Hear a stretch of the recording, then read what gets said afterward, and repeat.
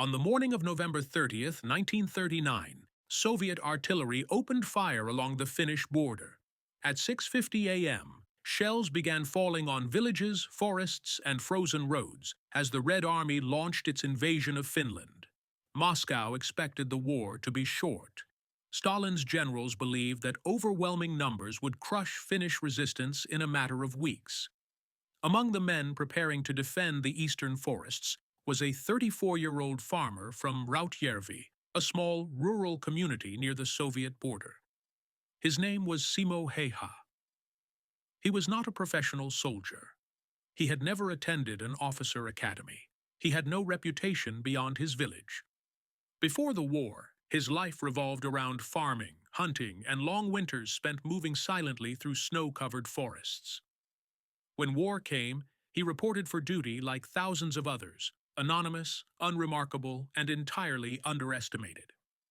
Hayha was assigned to the Finnish Army's 6th Company, Infantry Regiment 34, operating in the Kola region, an area of dense forest, frozen rivers, and narrow paths near Lake Ladoga.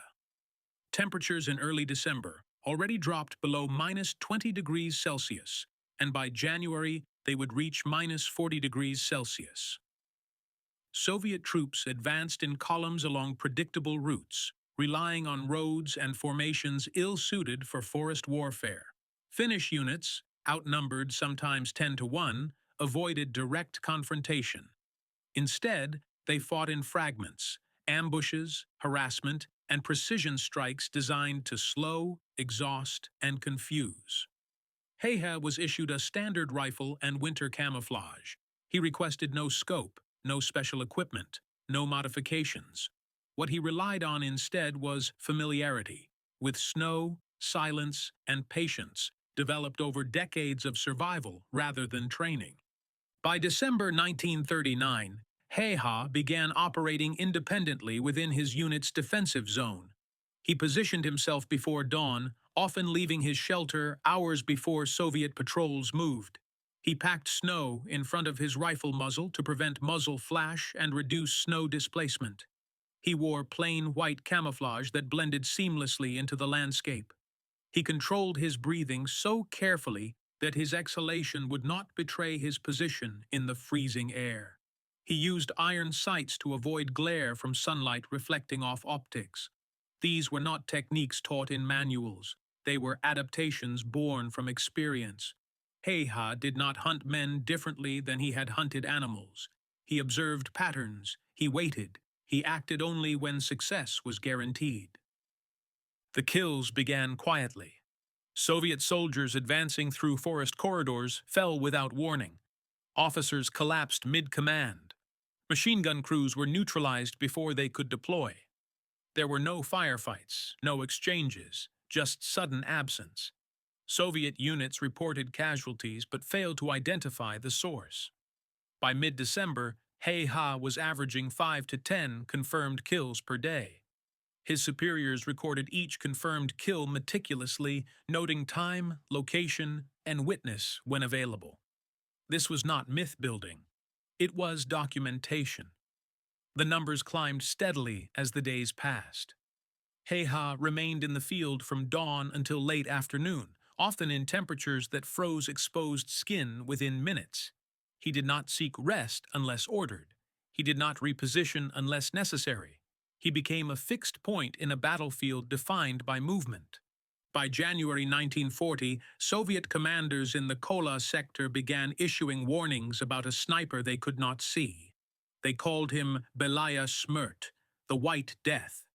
Bounties were discussed, counter-sniper teams were deployed, artillery was used to saturate suspected positions. None of it worked. Hayha was not aggressive, he was invisible. The Red Army searched for skill, training, doctrine, and found none of it because they were looking in the wrong place.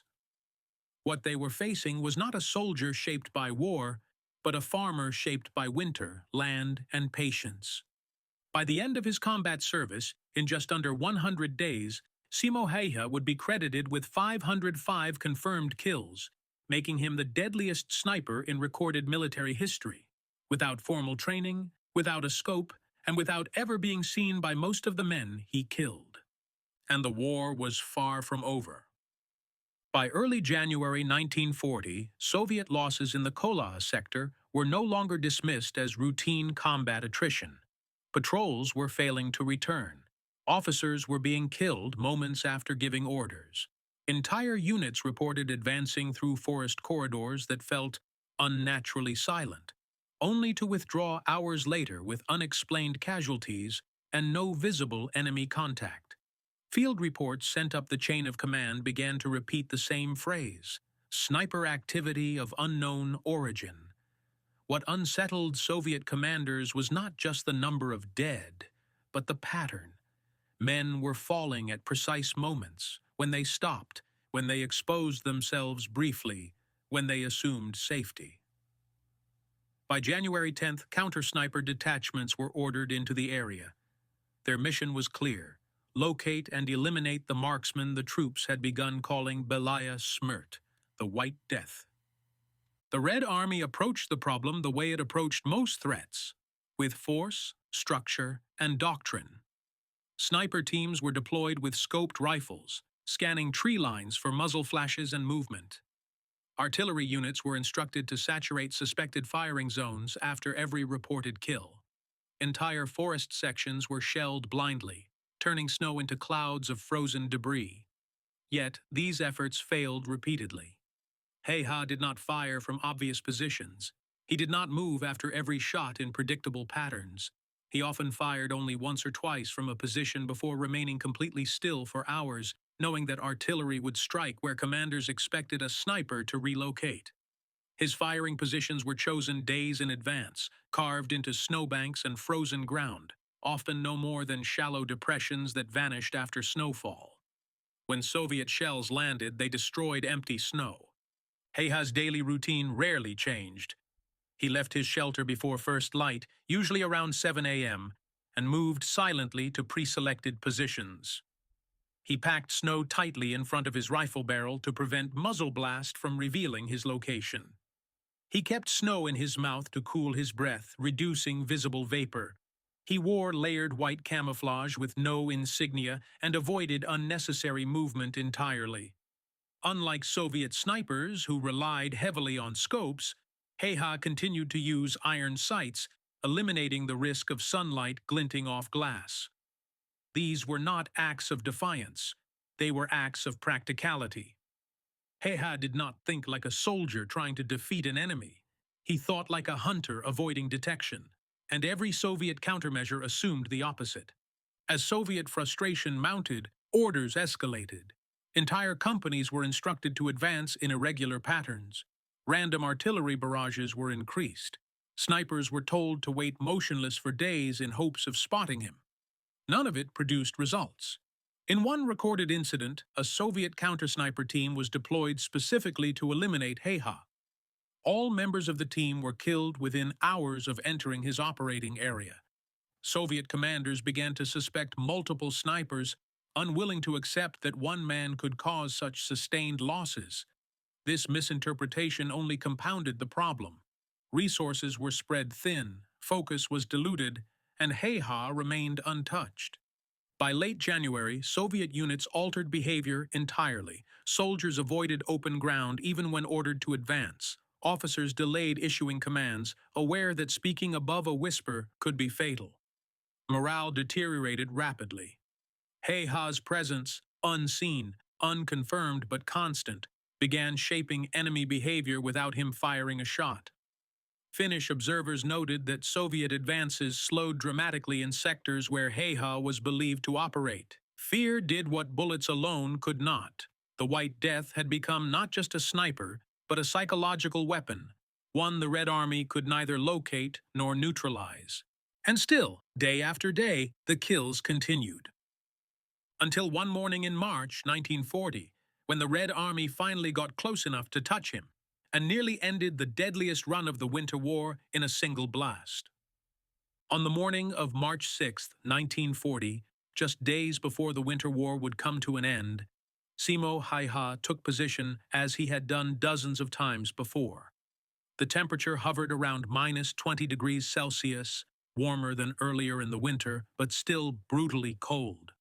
Soviet forces, desperate to break Finnish resistance before negotiations concluded, had intensified their attacks across the Kola front. Artillery fire was constant. Mortar shells churned the snow into blackened craters. Soviet commanders had issued explicit orders: eliminate the White Death at any cost. Specialized sniper units were again deployed, but this time accompanied by heavier firepower. Hayha was aware that the hunt had tightened. He adjusted his routine slightly, choosing positions with more cover and limiting the number of shots he fired. Even so, war has a way of narrowing margins until even perfection is not enough. Shortly before midday, a Soviet sniper finally achieved what dozens before him had failed to do. A single explosive bullet, likely fired from a Mosin Nagant, struck Hayha directly in the lower face. The impact shattered his jaw and blew away much of his left cheek. Finnish soldiers later described the wound as catastrophic. Hayha collapsed instantly, unconscious, buried in the snow where he fell. For hours, his comrades believed he was dead. The White Death, the unseen force that had haunted Soviet troops for nearly 100 days, lay motionless on the battlefield. The irony was brutal. After surviving relentless artillery barrages, counter-sniper teams, and freezing conditions that killed unprepared men in minutes, it was a single shot that nearly erased him. Hayha was eventually discovered by Finnish soldiers during a counterattack later that day. He was barely alive. His face was unrecognizable, his jaw destroyed, blood frozen into his uniform.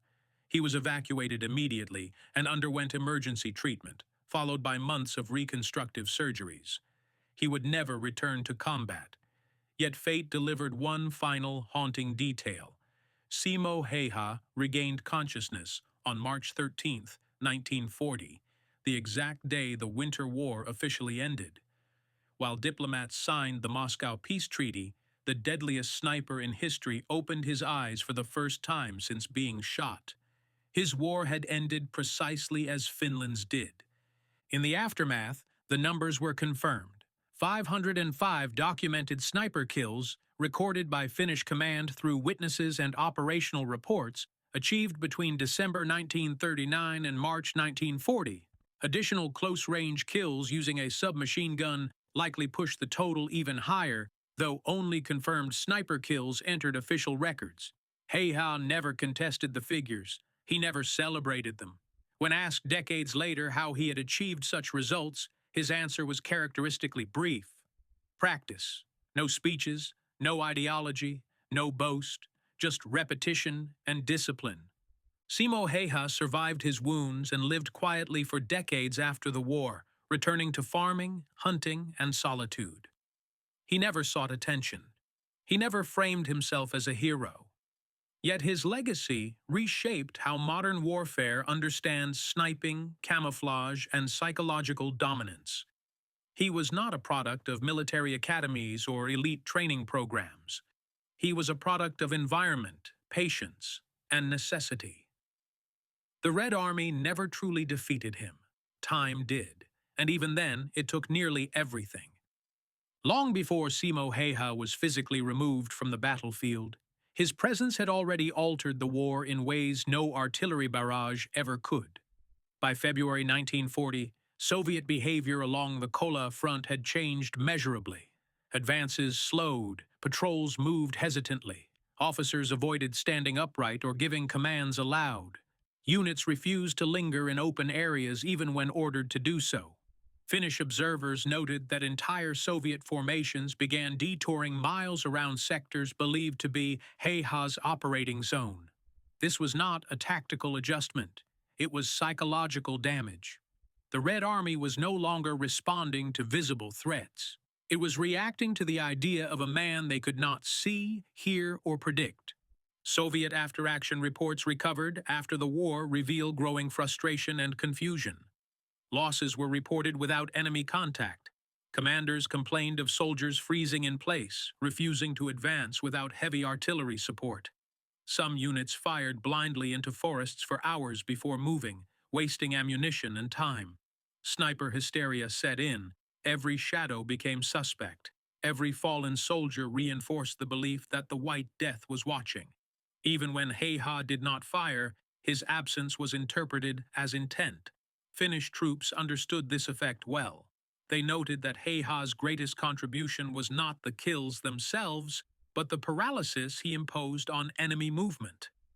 A single unseen marksman forced an army built on mass and momentum to slow to a crawl. What made Hayha uniquely effective was that he never behaved like Soviet commanders expected a sniper to behave. Doctrine assumed rotation, relocation, and coordination. Hayha often stayed in one position for days, firing sparingly, letting fear do the work. Soviet countermeasures, artillery saturation, scouting patrols, counter-snipers, were designed to flush out mobile threats. Hayha's stillness rendered them useless. In some cases, Soviet troops abandoned positions without contact, convinced they were under observation. The battlefield had shifted from geography to psychology. Hayha had turned uncertainty into a weapon. Finnish command quietly studied the effects. Officers noted that Soviet units suffering repeated sniper losses showed reduced morale and cohesion far faster than units hit by artillery. Fear isolated soldiers from leadership, slowed decision-making, and eroded discipline. Hayha became a case study in asymmetric warfare before the term existed. One man, operating independently, had forced a numerically superior force to adapt around him, unsuccessfully. The Winter War was full of such imbalances, but Hayha's impact was the most extreme example. By the time he was wounded in March, the damage had already been done. Soviet commanders had committed disproportionate resources trying to neutralize a single individual. Time was lost. Momentum was broken. The Kola line held. Hayha's absence after March 6th did not immediately restore confidence. Fear lingers longer than its source. Even after his evacuation, Soviet units remained cautious in areas he once controlled. The White Death no longer needed to be present to influence the battlefield. In the end, Simo Häyhä did not just kill 505 Soviet soldiers in 100 days. He rewrote the psychological balance of the Winter War. He proved that training, numbers, and doctrine mean little when the enemy controls patience, terrain, and fear. His story was not about marksmanship alone. It was about how war is often decided not by who advances faster, but by who forces the other side to hesitate. When the Winter War ended on March 13, 1940, Finland had lost territory but preserved its independence, an outcome many believed impossible when the Soviet invasion began. For Simo Häyhä, the war ended not with medals or speeches, but in a hospital bed, his face permanently altered by the bullet that nearly killed him. Recovery took years. His jaw had to be reconstructed. Eating and speaking were painful, deliberate acts for the rest of his life. And yet, when asked later whether he regretted his service, Hayha gave no dramatic answers. He did not frame his actions as heroism or vengeance. He described them as duty. When Finland needed him, he did what he knew how to do: survive, adapt, and endure. After the war, Hayha returned to civilian life with remarkable consistency. He resumed farming. He hunted. He lived quietly, avoiding public attention even as his reputation grew internationally. Journalists sought him out. Military historians studied his methods. Sniper schools analyzed his techniques decades after the fact. Hayha remained unimpressed by the attention. When asked how he achieved his record, he famously replied, "By doing what I was told to do, as well as I could." No mention of fear, no mention of ideology, no mention of numbers. To him, the 505 confirmed kills were not a statistic to celebrate. They were a consequence of circumstance, environment, and necessity. Modern militaries still study Hayha not because he was the most technologically advanced sniper, but because he violated expectations. He rejected scopes in favor of iron sights. He prioritized concealment over mobility. He relied on terrain and patience rather than firepower. His approach demonstrated that doctrine is only as strong as its adaptability. Hayha did not defeat the Red Army by outgunning it. He defeated it by exploiting its assumptions. Soviet doctrine expected trained professionals, coordinated teams, and visible threats. Instead, they faced a farmer who understood snow better than maps and silence better than commands. Hayha proved that mastery of environment can outweigh mastery of equipment, a lesson still relevant in modern asymmetric warfare. Perhaps the most striking part of Hayha's legacy is how little he tried to shape it. He did not write memoirs. He did not give lectures. He did not claim credit beyond what records already showed. When asked late in life whether he felt remorse, he answered simply that he hoped never to see war again. Simo Häyhä died in 2002 at the age of 96, having lived longer in peace than he ever did in war. The world remembers him as the deadliest sniper in history, but that title misses the deeper truth. Hayha was not defined by killing. He was defined by restraint, patience, and the ability to disappear completely in a world consumed by noise. In the end, the Red Army never truly solved the problem he represented. They neutralized him only by chance, not by understanding. And that is why his story endures. Not because of the number 505, or the 100 days, or the nickname White Death, but because one ordinary farmer with no formal training forced a modern army to fear the snow itself.